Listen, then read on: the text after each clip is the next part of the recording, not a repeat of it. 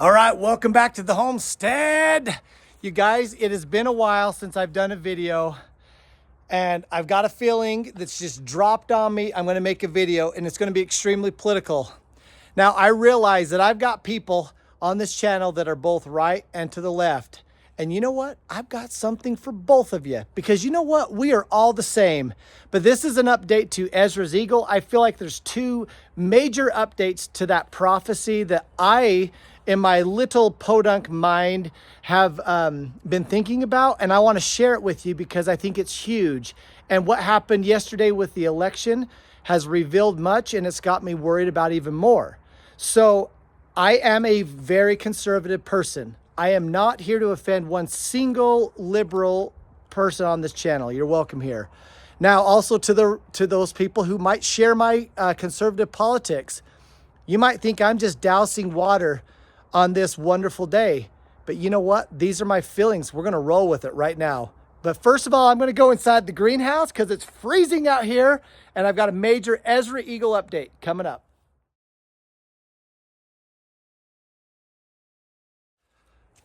Okay, while I'm walking to the greenhouse, why do I share with you on this channel scriptures and prophecy and doom and gloom? Well, you know what? If you are about preparedness, if you're about being sustainable, I am trying to awaken every single one of you that there is need for you to wake up, that all is not well, and that if you put your foot off the gas, you do so at your own peril. All right, that's why I'm doing it. Now let's get into the video. All right, so since I've been gone with the last few videos, I actually had an opportunity to drive down to Arizona with my good friend Eric Mutzos.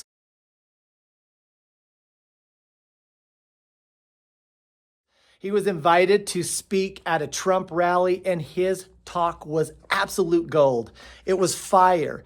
And I was there in Arizona with a whole room filled, not just with like-minded conservatives, but with beautiful, evangelical, and like-minded Christians of all faith. The room was filled with faith. And we're going to talk a little bit about that because that was very important. Okay, but first of all, to the election. So today, obviously, for someone on my side has been a good day. And I know some people are having a bad day. I don't want to spike the football because I will say this. For those of you on the left, your election was stolen from you. It was. I do not believe that 12 million of my Democratic friends and family members in their right mind would have picked Kamala Harris over all the other Democratic pool of candidates. You were not given that choice, and that was wrong. Some machination, some political corruption came in after the fact, did not allow you to vote your Democratic candidate to vote in the election. So there you go. There's a little spin. I actually feel for you. That is not democratic. It's not appropriate with the constitutional republic that we are. That was wrong. So now I'm going to talk about some more fraud that occurred 4 years ago. And I'm going to thread it in with Ezra Eagle. So in 2008, Barack Obama got 69 million votes. 2012, Obama got 65 million votes. 2016, Hillary Clinton got 65 million votes. It's almost like a straight baseline, similar votes. 2020, Joe Biden got 81 million votes in the middle of a pandemic when everybody was locked up in their houses with masks on their face because they were scared. 81 million. Last night, the counts are still coming in. This is Wednesday. Kamala has got 66 million votes. So I will show you a graphic, but we have a baseline and we have this major blurb, and then we're back down to the baseline.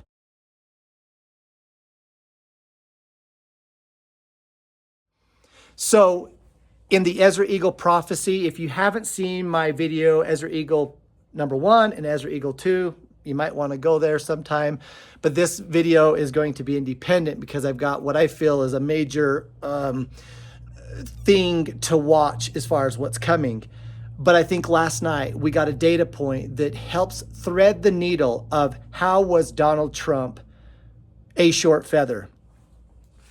Okay, and we're actually going to start with that part of the prophecy. So I'm in the Apocrypha, which was in the King James Version of the Bible all the way up and through like around 1830 somewhere. And then for whatever reason, it was decided to take out. So it was a book that was nestled in between the Old and New Testaments. More of that detail is in my Ezra Eagle videos 1 and 2. And just another disclaimer, if you want a really good update, I would go watch the interview that Michael Rush did with Glenn Beck. So you can go to Glenn Beck and search Michael Rush, or you can go to Michael Rush's YouTube channel and search Glenn Beck, and you're going to find a fantastic video on this prophecy. And what the heck is this homesteader prepper guy talking about in the Apocrypha? All right. But I'm just going to delve right into this prophecy. So in 2nd Ezra chapter 11, verse 26, it says, and behold, and lo, there. So it's talking about these leaders of this great kingdom, which I believe is America. And these different feathers, which are our leaders, some of which their leadership gets cut short through conspiracy. We just talked about the numbers and the anomaly that was the 4 years ago, with 80 plus million votes. And I beheld, and lo, there was one set up, this would be Trump, and shortly it appeared no more. Some conspiracy occurred, and that leader was out shorter than it would have been had not the conspiracy prevailed. So that was Trump. And the second was sooner away than the first. That would be Biden.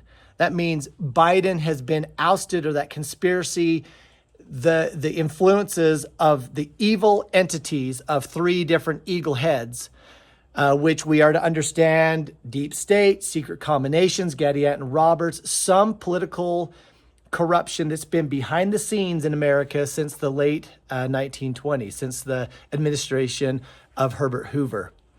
So for whatever reason, Biden, and we talked about this in the last video, he said that only God could get him to get out of the race. Even his people didn't realize it. The morning of, 10 days later after he made that statement, he quits or gets pushed out. You know, there's also that election day photo of his wife voting in a bright red dress. It didn't say MAGA on it, but the optics were insane. What was that all about? I don't know. I do think in terms of conspiracy quite a bit. It's very strange to wear a red dress if you're a Democrat on the day of election. Unless, in my worldview, I think that the Bidens are not happy with the whatever pressure came to push them out. See Ezra Eagle number 2 video if you want more on that. So Biden was out away sooner than the first. That leads me to this update right now. And behold, and lo, the 2 that remain. So on the prophecy, all these leaders that are on the left side, there's 6 of them. The first 2, all 6 are short feathers. The first 2, you have Trump, short, Biden, shorter than Trump. And then you have 2 more. I can't. 2 more who would reign. And lo, those 2 that remained, verse 28, thought also in themselves to reign. And when, and I've like circled that because, and when, I think this is election. This is right now. And when they so thought, behold, there awakened one of the heads that were at rest. And now we're talking about the other leaders. There's 3 evil entities represented by eagle heads that has been behind the scenes, pulling strings, pressuring, putting force, whatever. They haven't been the mouthpiece of corruption, but they've been behind it all in differing forms. Now, I don't think that that necessarily means that all the American presidents are just beholden and puppets or whatever, but there's been influences. There's been a deep state. And, we have Eisenhower and others who warned us about such military industrial complex and other entities that threatened even democracy. Now, those are their words, not mine. But now back to the prophet Ezra in the Apocrypha, and he's saying that, and when these next 2 leaders, this would be post-Biden, when they thought to reign, I would say that's right here at election, there awakened one of the heads that were at rest, evil person, personality, entity. Namely, it was in the midst for that which was greater than the other two heads. So the middle eagle head wakes up.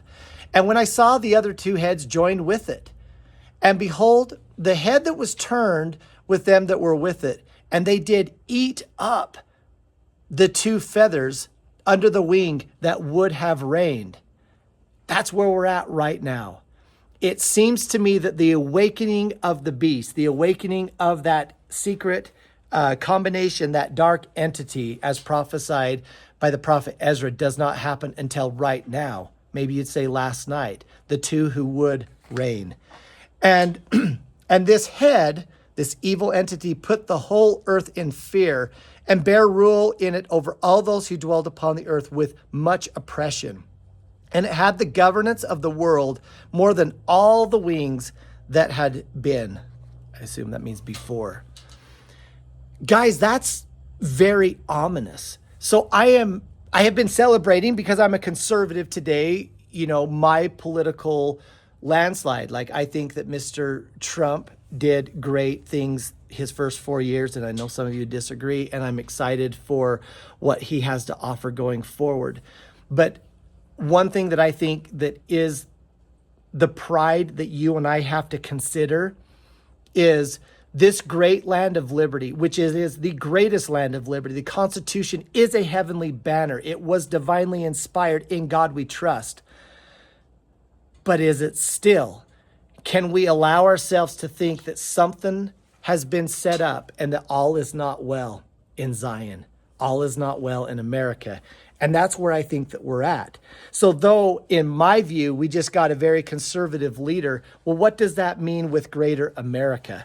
So the one thing that I was looking up today at work, and I probably shouldn't have, because it really gave me kind of a bad feeling inside. So as you know, during Trump's first presidency, he set up conservative judges who went in and successfully overturned Roe v. Wade. And all that did was it allowed agency, freedom of constitutional choice for 50 different states to consider the issue of abortion. I strongly feel that abortion is a moral issue in which God is extremely interested. Now, look, Democrats and even Republicans, historically speaking, Democrats had an abortion stance that's very similar to the one that my church currently promotes, which is in the cases of rape and incest and the life of the mother, there can be exceptions.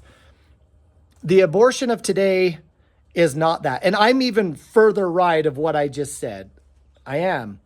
I know this can get controversial. I'm not trying to pour cold water over all my subscribers. I want you here because we're going to talk homesteads and preparations and greenhouses and cool stuff too. But again, this is like why we need to wake up. Do you realize that despite, in my opinion, having a conservative leader who is having a turning toward God, despite that, I think he can do much good. But when it comes down to what that really means in the broader sense of things, America is still a nation that is now enabled to make moral decisions state by state. So Trump delivered agency to the states. And what have the states done with that agency?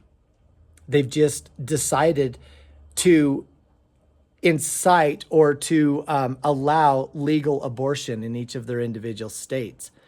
Before last night, 29 different states had already legalized abortion, rather fully or all the way up to viability. I hate that word. It made me feel gross today, which a lot of them defined it like 21 and 22 weeks.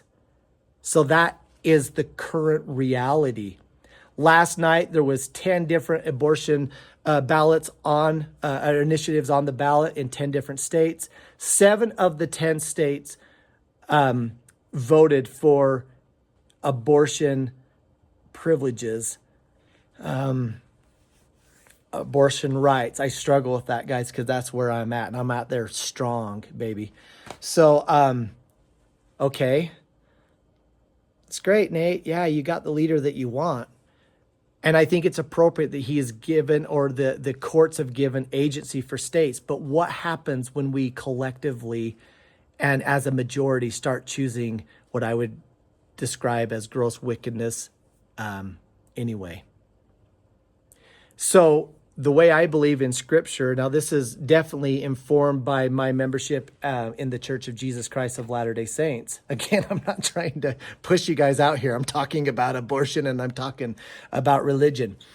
But in the Book of Mormon, it defines the judgments of God coming upon this nation of liberty at a certain period of time. There's a trigger. Now, in the Bible, we read the stories, Jonah and other places where God didn't destroy it when there's one righteous soul. But in the Book of Mormon, in the Book of Mosiah, when it's talking about the freedom of this land which is choice above all other lands because it was set up as a land of liberty, a land where the liberty that God would design us to have is given to us. We have full choice to choose between good and evil. It says when the majority of the people choose wickedness, then the judgments of God will come. And in this one topic, where are we? So now I'm going to go into the end of the Ezra Eagle prophecy in chapter 11. And I want, in context of all of that, I want to read this to you. So it's talking about America and the kingdom that is America that's represented by these feathers. And if this prophecy is America, it's not speaking in kind words about what America has done, a land of liberty that's made some bad choices. And therefore appeared no more thou eagle, nor thy horrible wings, nor thy wicked feathers, nor thy malicious heads, nor thy hurtful claws, nor any vain body. And all the earth may be refreshed and may return, being delivered from thy violence, that she may hope for judgment and mercy of him that made her. There's a great judgment that's coming upon this land that since the late 20s has allowed secret combinations and evil to infiltrate into our government, and we have then gone out and destroyed the walls and the peace and the prosperity even of other nations. Guys, that's deep. But put it in the comments. Do you read the prophecy differently? Or do you just think the prophecy's hogwash and you've turned the video off by now anyway? So now let me go into the book of Isaiah, which I believe is prophesying of the same event. Two different prophets speaking of the same thing, because I believe personally and strongly that the words of Isaiah were fulfilled and that they are re-fulfilling again within an American context. And so just bear with me with that. Isaiah chapter 1, verse 6, talking about modern day Israel, modern day America. The sole of the foot to the head, there is no soundness, but wounds and bruises and putrefying sores. And then Isaiah 5:5 says, I will tell you what I will do to my vineyard. Again, I believe this is the second fulfilling of Isaiah that's to occur in our day. I will take away the hedge. That means I will take away America's strength and prosperity. We have the greatest military in the existence of the world. And in our pride, we can never fall. Just like the Titanic can never sink. In our pride, we can never fall. And I believe that's where we're at. But in the past, we had God's help. But we had the harbingers of the towers going down, which is a warning to us that we have forsaken the covenant Washington made with us because we have chosen wickedness. And the prosperity we've experienced because we've believed in God has got to be threatened. And I give abortion as one, and I could go into so many more examples of why things are different now. Nonetheless, the prophecy is that this is what I'll do to my vineyard. I will take away the hedge, and it shall be eaten up. And I will break down the wall, and it shall be trodden down. So when it's talking about the vineyard being eaten up, it reminded me of the prophecy back of Ezra Eagle. And I'm going to end on this one. It's not good. But behold, the head was turned to them that were with it, and talking of the next two short feathers, and I did eat up the two feathers under the wing that would have reigned. I feel that word link in Isaiah is very important, and it shall be eaten up and break down the wall. So why do I share this? Again, threading the needle. I believe that we are still amongst hard days. Even though I'm feeling good politically about what happened, the only way that America can prosper is with God. Christ is king. He's in control of all of this. Yes, absolutely. I believe that more than anybody. But no leader, not even my guy, not even your girl, no leader can save us from the consequences of sin and wickedness. It is what it is. We turn to him, and we will prosper. If we forsake him, we won't. Inasmuch as you keep the commandments, you will prosper in the land. And if you don't, you'll be swept off. In my opinion, the scriptures that I cited from my church, the Bible, the Apocrypha, all testify to that fact. There is no shortcutting it. We turn to God, we will prosper. And I leave with you what happened last night with 7 out of 10 states. And just tell you, it's time to prepare more now than ever. And if you do, you will actually decrease your anxiety. There's much we can do. And God will help us in making preparations. He will spiritually and temporally help us prepare for the day of tribulation. That's what we should be doing. All right, guys, the next video won't be quite so heavy. We're going to be doing some good greenhouse updates and homestead updates. So I will reward you with some candy. All right, see you next video.